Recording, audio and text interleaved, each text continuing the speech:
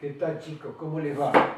Esta es la clase del 11 de junio, 11 de junio del 2020, jueves. Es la clase número 12 de Biología 2 y Q2.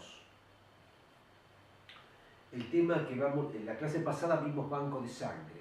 ¿Se acuerdan que comentamos que a la gente, entre las pruebas que se hacía, el grupo sanguíneo y el factor? Bueno, ahora vamos a hablar del sistema ABO y del factor RH. Ya dijimos en clases pasadas que el sistema ABO fue descubierto por un científico, Landsteiner, en el año 1901.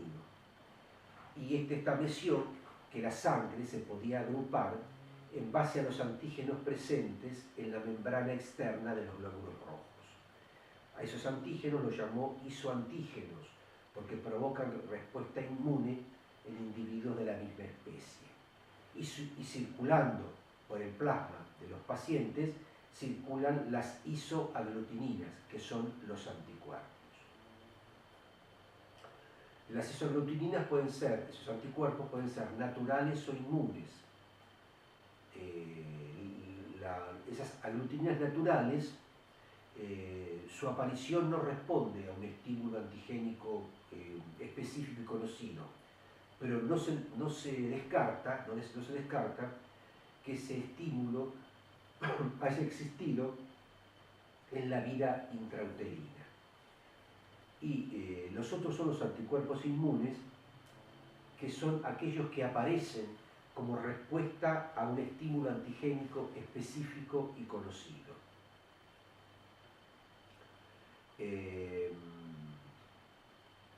Esos son los inmunes.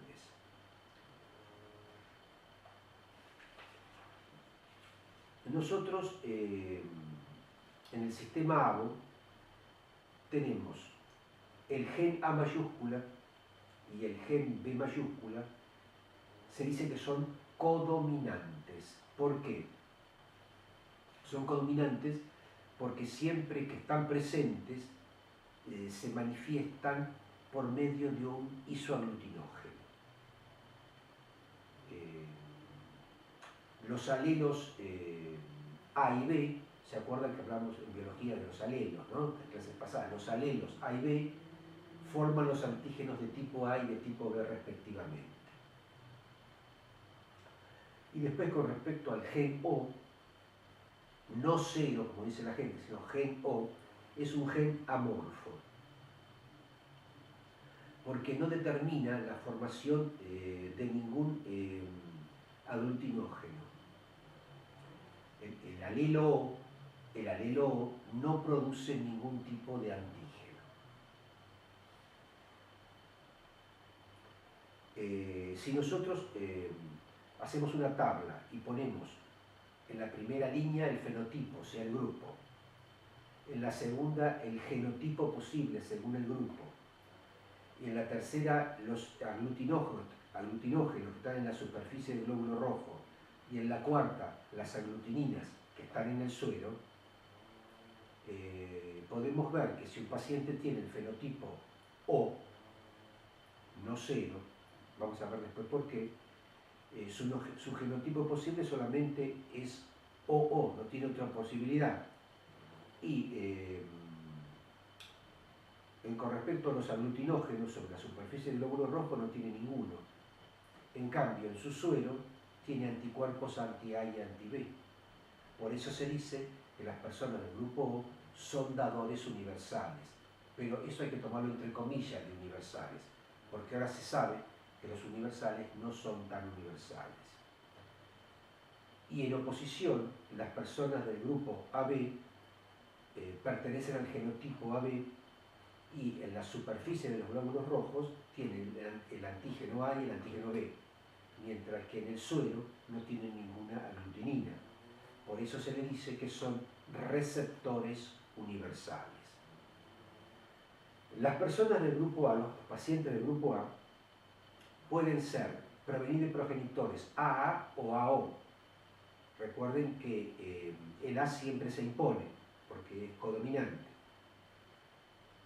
Entonces, las personas del grupo A tienen sobre la superficie del glóbulo rojo el antígeno A, y circulando por su plasma el anticuerpo anti-B. Y viceversa, las personas que son del grupo B tienen un genotipo posible según el grupo que puede ser BB o BO. Siempre el B se impone porque es codominante. Entonces, sobre la superficie del glóbulo rojo está el antígeno B y en el plasma de ese paciente tenemos anticuerpos anti-A. Repito, los alelos A y B forman los antígenos del grupo A y B respectivamente. Y el alelo O no produce ningún tipo de antígeno. Ahora se dice dominante y recesivo. Yo no le voy a repetir el concepto de genes ni de fenotipos, que los genes son las unidades de la herencia que se transmiten de generación en generación en el cromosoma de la gameta, por eso lo saben. Saben que el fenotipo es el aspecto externo de un individuo, sin tener en cuenta su constitución genética o hereditaria. Y saben que el genotipo es la constitución genética o hereditaria de un organismo, sin tener en cuenta su aspecto externo. Eso ya lo vimos, no se lo voy a repetir.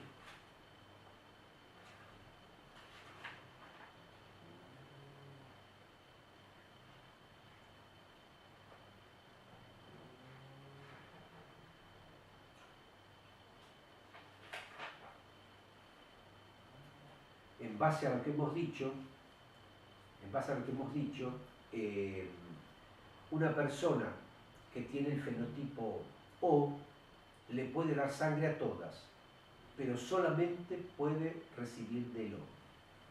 Y una persona que tiene el fenotipo AB le puede dar sangre solamente a los AB, pero puede él recibir de todo, del O, del A, del B y de AB. Entonces el primer caso es el dador universal, entre comillas, y el segundo también es el receptor universal, entre comillas.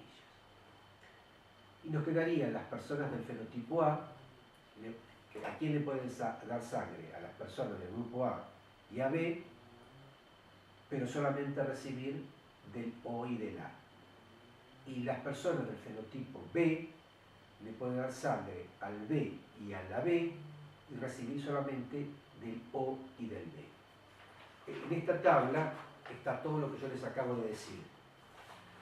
Y además, acá le han agregado a lo que yo les dije, ven que hay un signo positivo o negativo. El signo positivo es cuando es RH positivo y el negativo es cuando es RH negativo, ¿no? O sea, le han unificado la tabla del sistema ABO con el RH.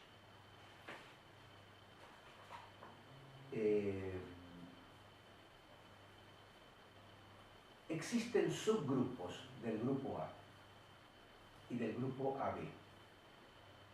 Entonces, porque han ocurrido accidentes post-transfusionales y la persona estaba bien agrupada, le habían hecho bien el grupo sanguíneo y el factor, y se descubrió que existen subgrupos del A y del AB que manifiestan distintos grados de reactividad frente a un suero A, poniendo en evidencia la existencia de variantes débiles del isoaglutinógeno, isoaglutinógeno A.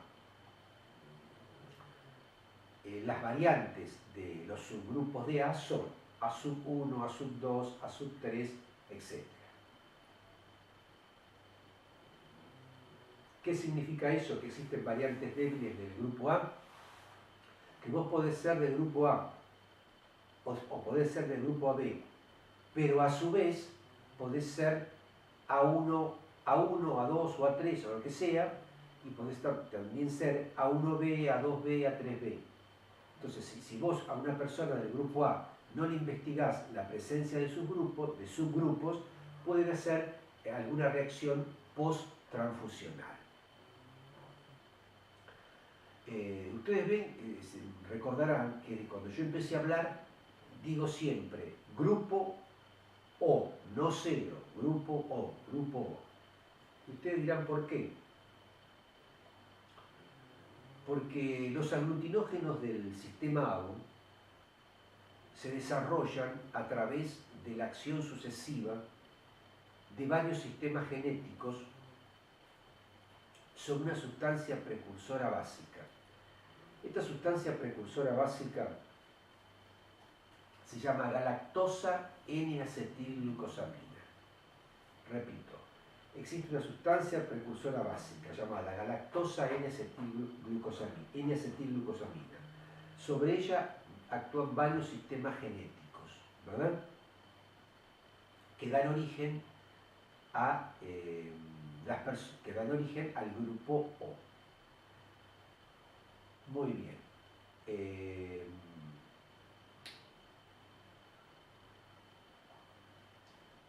Las personas del grupo O son las que tienen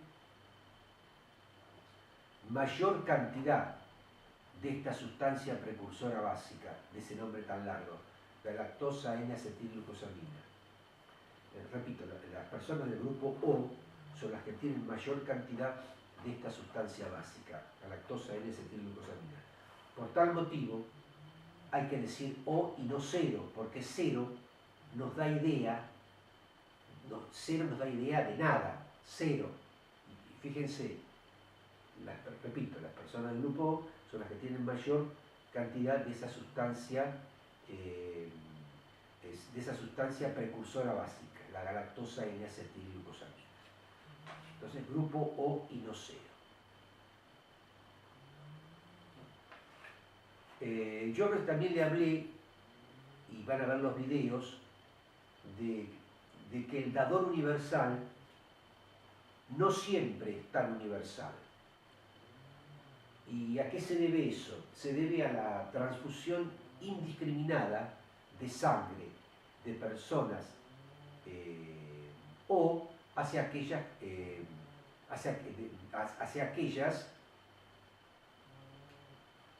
la transfusión indiscriminada de sangre o hacia aquellas que no lo son.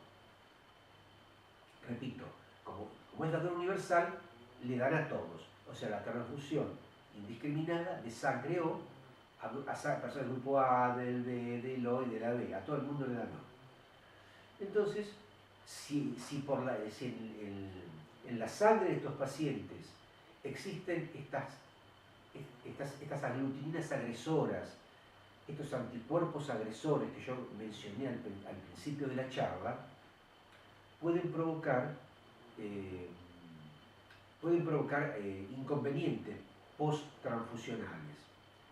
¿Por qué? Porque estas aglutininas agresoras son capaces de lisar, es decir, de destruir los glóbulos rojos que no son del grupo O. Por lo tanto, se ideó la prueba cruzada mayor. Les he subido un video al respecto. ¿Cómo se hace la prueba cruzada mayor? Enfrentando los glóbulos rojos del dador con el plasma del receptor. Glóbulos rojos del dador con plasma del receptor. Y no tiene que producirse ningún tipo de aglutinación. Entonces, si ocurre eso, estamos tranquilos, podemos hacer la transfusión. Pero haciendo esto, se redujo a un mínimo los accidentes post-transfusionales. Pero igual algunos aparecían. Entonces se creó la prueba cruzada menor. ¿Qué consiste? En enfrentar los glóbulos rojos del receptor con el plasma del dador. Entonces, si hacemos esto, no tiene que haber aglutinación ni hemólisis. Y esto último, antes no se tenía en cuenta. ¿Por qué? Porque se decía que los anticuerpos se diluían. Pero tenemos que tener en cuenta que, ¿qué cosa? Un paciente al cual uno le hace una transfusión es un paciente hipovolémico, ¿verdad? Un paciente que tiene 20, que su hematocrito está por debajo del 20%. Entonces es un paciente hipovolémico. Y en las primeras 36 horas de transfusión, la cantidad de sangre que se le da, a veces, no siempre, ¿no? en las primeras 36 horas, la cantidad de sangre que se le da es mayor o igual a la que tiene en su cuerpo. Por lo tanto, la concentración de aglutininas, la concentración de estas aglutininas patológicas es importante, es estimable. Entonces, solamente una sangre que haya pasado la prueba cruzada mayor y la prueba cruzada menor recién está en condiciones de transfundirla a un paciente. ¿Se acuerdan que en la clase pasada hacíamos el grupo sanguíneo, el factor, la prueba de la sífilis, del HIV, etcétera, etcétera, etcétera? Perfecto, la almacenábamos como correspondía. Pero cuando el banco de sangre lo manda a la clínica, al sanatorio o al hospital, no es cuestión de pasar la bolsa de sangre enseguida, sino que hay que hacer la prueba cruzada mayor y la prueba cruzada menor.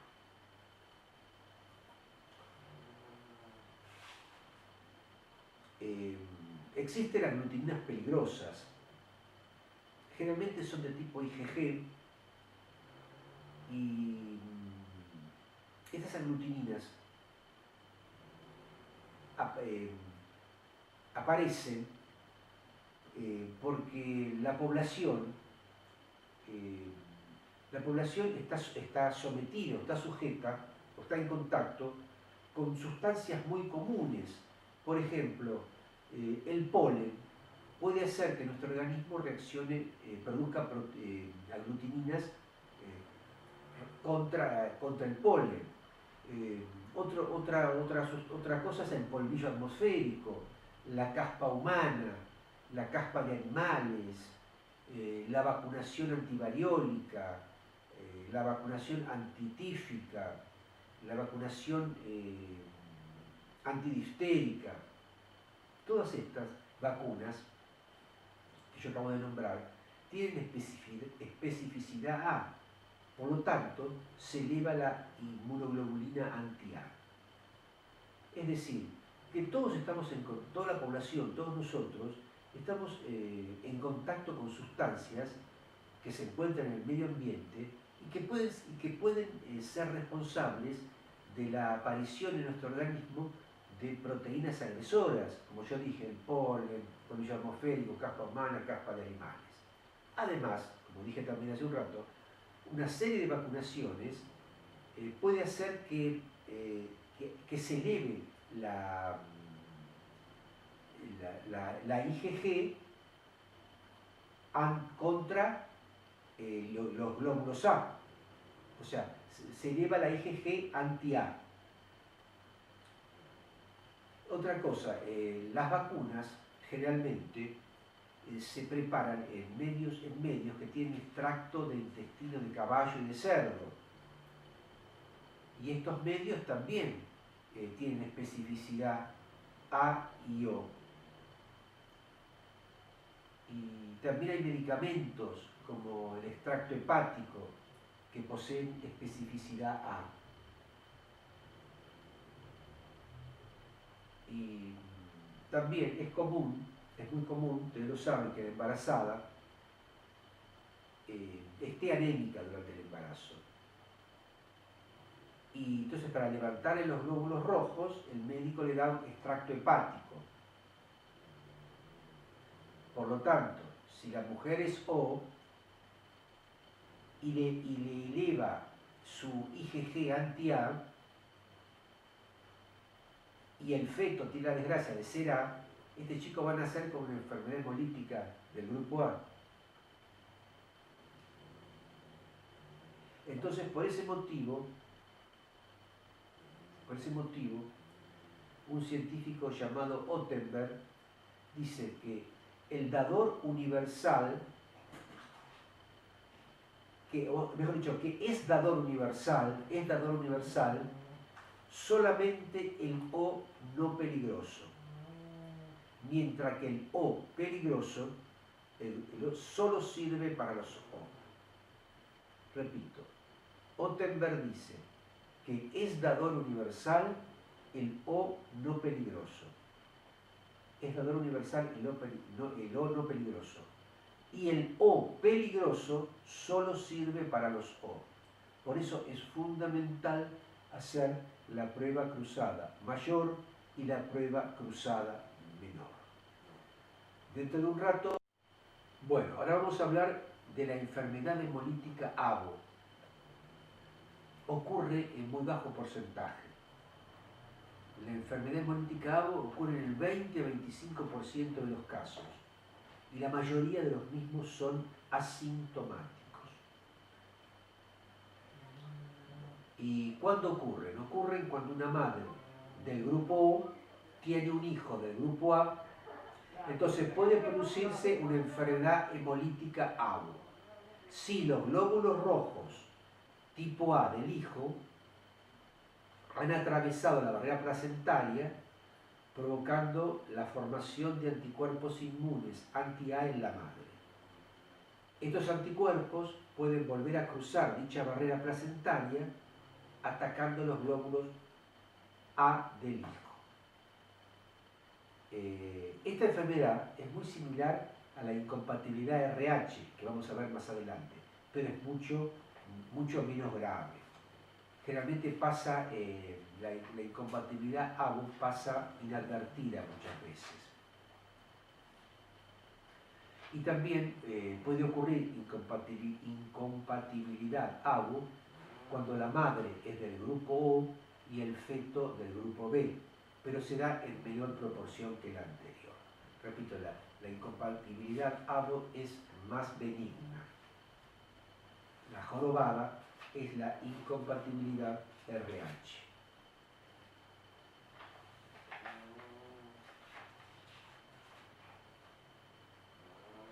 Bueno,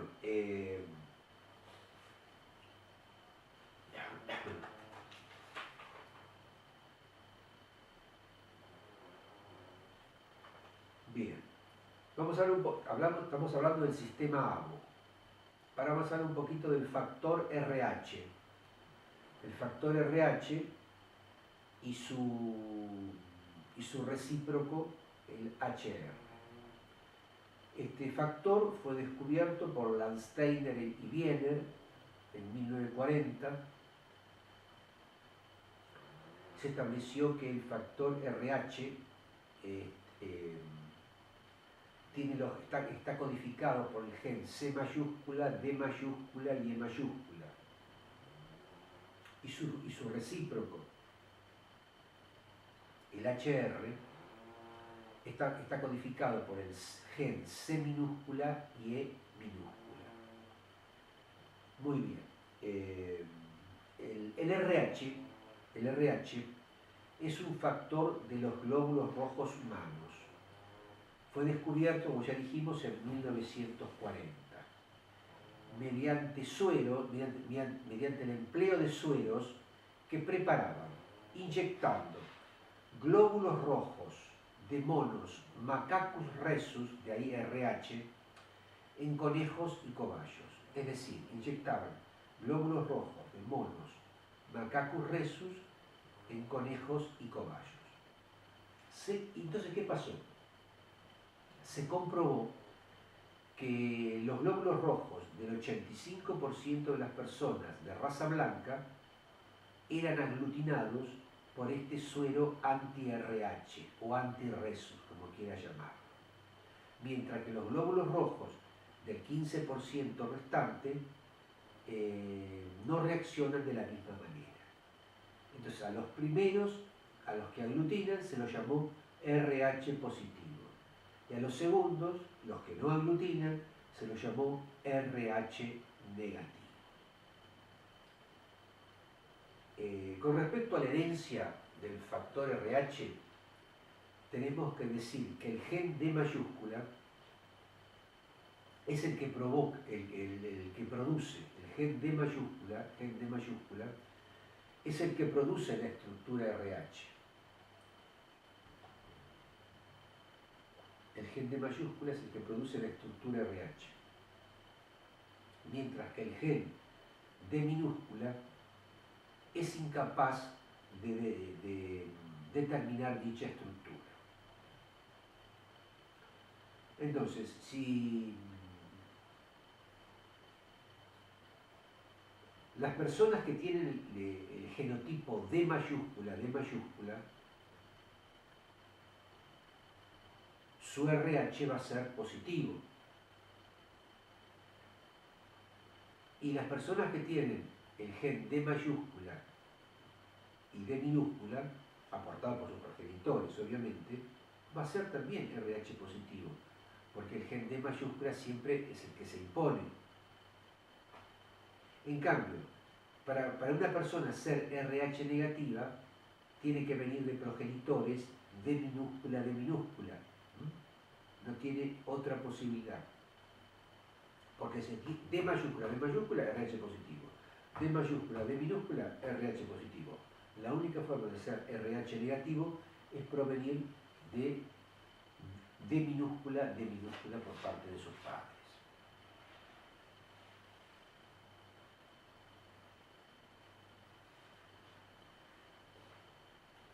Bueno, ustedes han oído hablar de la enfermedad o de la incompatibilidad materno-fetal.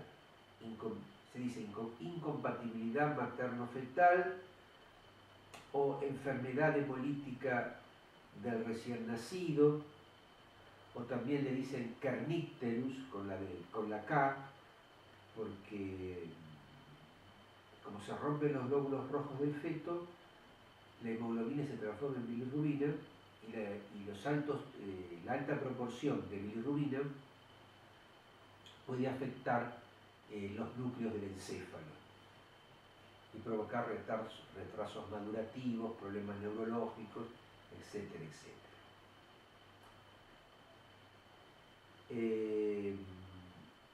La cosa es así: cuando un hombre, ya sea homocigota, porque es D mayúscula, o heterocigota, D mayúscula, D minúscula, tiene un hijo con una mujer RH negativa, que es D minúscula, si su hijo es RH positivo, es decir, es D mayúscula barra D minúscula, no hay ningún problema.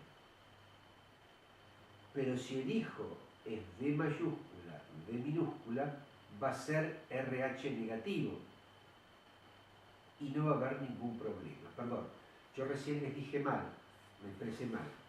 Si el hijo es D mayúscula, D minúscula, va a haber problemas. Repito, D mayúscula, D minúscula, va a haber problemas. Yo me expresé mal recién. Y si el hijo es D minúscula, no va a haber problemas. Claro, imagínense, padre RH positivo, madre RH negativa. Y entonces, si el feto es RH positivo, no va a haber ningún problema. Pero si el feto es RH negativo, los glóbulos rojos del feto atraviesan la barrera placentaria, llegan a la madre, ésta los desconoce a esos glóbulos rojos y estos vuelven a cruzar la membrana placentaria y llegan al feto. Entonces, esos anticuerpos que creó la madre rompen los glóbulos rojos del feto. Por eso se llama enfermedad hemolítica del recién nacido. Entonces, repito, para que eso ocurra, padre RH positivo, madre negativa y feto positivo. Ahí hay problema. Si el feto es negativo, no hay absolutamente ningún problema. Ahora ustedes me dirán, ¿siempre ocurre esto? No siempre. Generalmente en el primer embarazo no pasa absolutamente nada. Los problemas se presentan en el segundo embarazo. ¿Por qué? Porque esos anticuerpos que creó la madre están circulando y van a ir a destruir los glóbulos rojos del feto. Hoy en día, cuando el médico sabe del problema de incompatibilidad materno-fetal, una vez que tuvo familia, le dan una vacuna, una especie de vacuna, para bloquear estos anticuerpos agresores o patológicos. Bueno, entonces, ¿de qué dispone la ciencia para poder ayudar al feto y a la madre? supongamos que estamos frente a una incompatibilidad materno-fetal. Padre positivo, madre negativa y feto positivo. Y supongamos entonces que la madre está rompiendo los glóbulos rojos del feto. ¿Qué pasa? Al romper los glóbulos rojos del feto se libera la hemoglobina. Y la hemoglobina se transforma en bilirrubina. Eso por un lado. Y entonces el laboratorio puede hacer una prueba que se llama prueba de Coombs. ¿En qué consiste la prueba de Coombs? En investigar en el suero de la madre la presencia o no de esos anticuerpos agresores o patológicos. Entonces, se hace todos los meses la prueba. Si el médico ve que el título de esos anticuerpos que él detecta a través de la prueba de Coombs indirecta sigue subiendo, cada vez el ataque al feto es mayor y la probabilidad de sobrevida cada vez es menor. Entonces, ¿qué puede hacer el médico? Una de las cosas que puede hacer es adelantar el parto. Le hace una cesárea a los 7 meses y saca el feto. Otra cosa que puede hacer es una exsanguinotransfusión, es decir, cambiarle la sangre al feto cuando él está adentro el vientre materno. Es una técnica que se hace por sustracciones y adiciones. Ustedes saben que tenemos más o menos el 8% de nuestro peso corporal es la sangre que tenemos. Imagínense que un feto de 2 kilos, el 8% de 2 kilos es la cantidad de sangre que tiene. Entonces sacan 10 centímetros de sangre y se reemplazan por otros 10 centímetros de sangre. ¿Y qué sangre le parece que le pondríamos? El feto es RH positivo y por eso hay ataque. Entonces, ¿qué tipo de sangre tendríamos que poner para frenar el ataque? Claro, RH positiva no, porque continúa el ataque. Tenemos que ponerle RH negativa para tratar de frenar el ataque. Bueno, eso entonces a la madre se hace la Coombs indirecta durante el embarazo.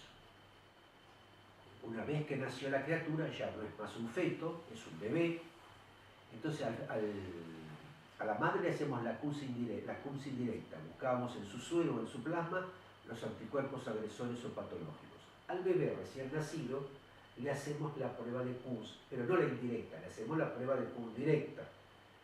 Entonces, ¿qué queremos saber con la prueba de Coombs directa? Queremos saber si sobre la superficie del glóbulo rojo del feto se han adherido, se han absorbido esos anticuerpos agresores o patológicos. Bien. Entonces al feto le hacemos en sangre de talón o sangre de cordón, sangre de cordón umbilical, y si no, le damos un pinchacito en el talón, le sacamos sangre y le hacemos la prueba de Coombs directa. Bueno, no solamente le hacemos la prueba de Coombs directa, como los anticuerpos agresores o patológicos rompen los glóbulos rojos, tenemos que hacerle un hematocrito, tenemos que hacer un dosaje de hemoglobina, y podemos también hacer un recuento de reticulocitos. Los reticulocitos son glóbulos rojos inmaduros. Podemos hacer un frote sanguíneo y para ver si vemos eritroblastos, que son, ustedes cuando escuchan la palabra blastos, los blastos son todas células inmaduras. Todo blasto es una célula inmadura. Entonces, a esta enfermedad se la llama también, además de todos los nombres que yo le di, le dicen eritroblastosis fetal.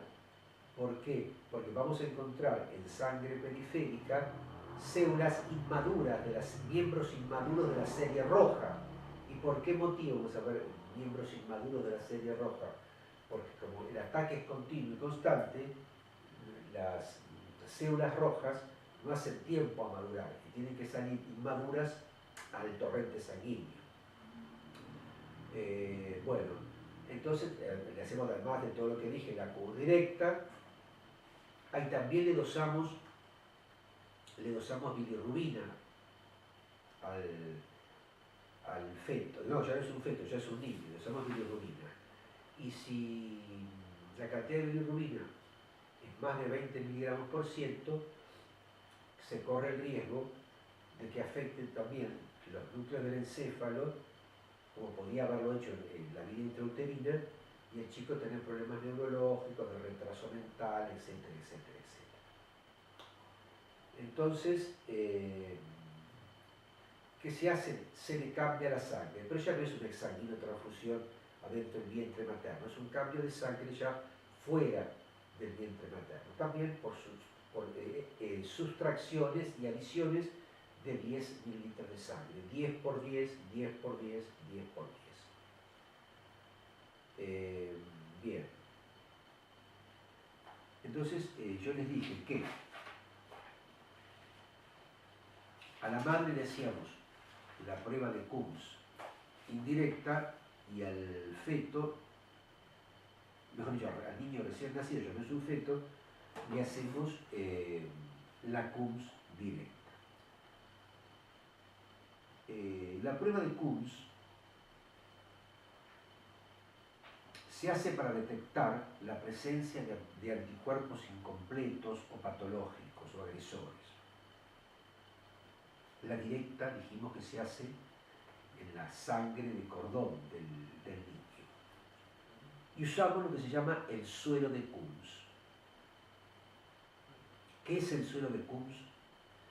El suero de Coombs es una antiglobulina humana,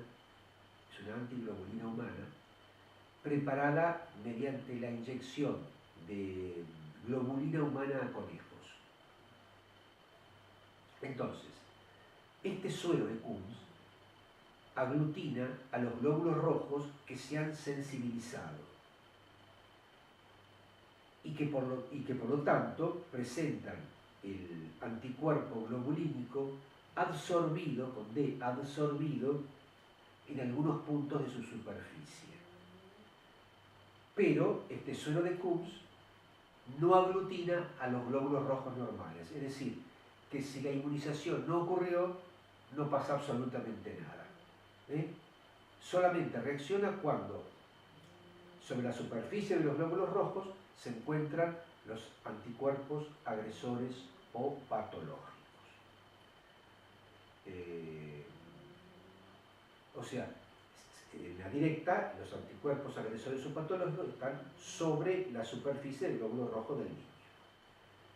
Y la otra prueba, la prueba de Coombs directa, se hace para detectar anticuerpos incompletos, agresores o patológicos en el suero de la madre.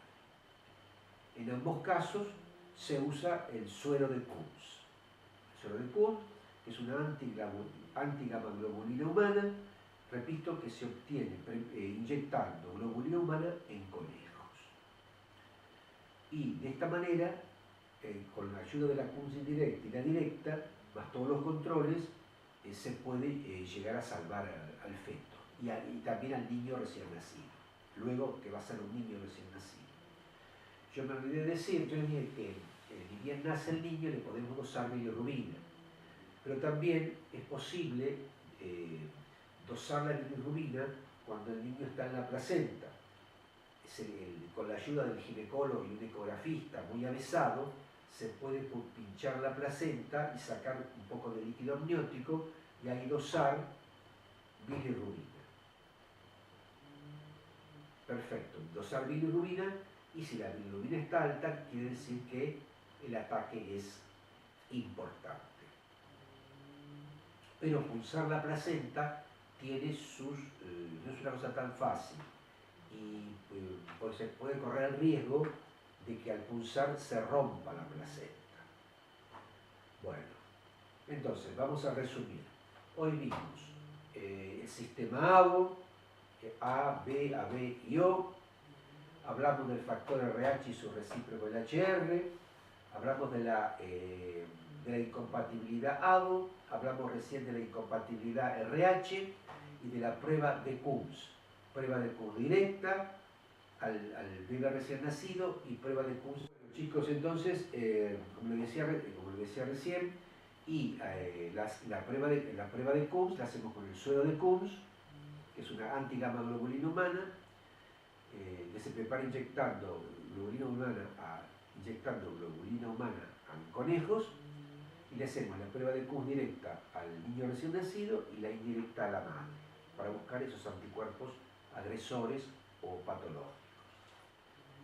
Bueno, y la clase de hoy ha terminado. Yo le voy a subir material escrito, le voy a subir también varios videos donde ustedes van a poder ver, van a poder visualizar todo lo que yo les he contado en esta clase número 12 del 11 de junio del 2020. Bueno, sin más, me despido de ustedes. Hasta la próxima clase.